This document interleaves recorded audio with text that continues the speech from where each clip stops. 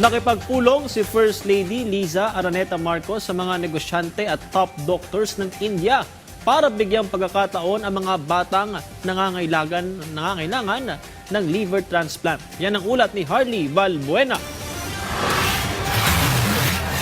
Bigyan ng pangalawang pagkakataon ang mga kabataang nangangailangan ng liver transplant. Ito ang isinulong ni First Lady Liza Araneta Marcos sa pakikipagpulong sa mga negosyante at top doctors mula India. Ayon sa unang ginang, batid niya ang hinaing ng mga pasyenteng napipilitan pang magtungo sa ibang bansa para magpagamot. Kaya naman, hangad niyang dalhin ang pag-asa dito sa Pilipinas. Ito ay sa pamamagitan ng mas abot kayang mga gamot at paghahatid ng serbisyong medikal para sa mga pinakanangangailangan. Sa hangaring mabigyan ng pangalawang pagkakataon sa buhay ang mga kabataang nangangailangan ng liver transplant, nakipagpulong si First Lady Liza Araneta Marcos sa mga negosyante at top doctors from India.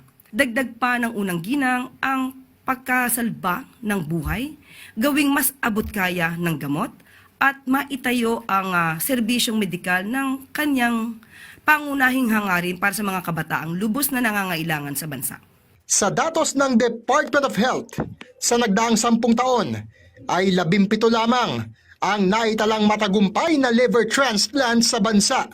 Noon namang 2020, halos 10,000 ang namatay sa bansa dahil sa komplikasyon sa atay, batay sa datos ng Philippine Statistics Authority.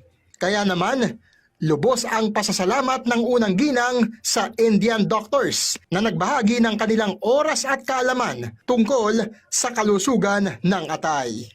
Harley Valbuena para sa Pambansang TV sa Bagong Pilipinas.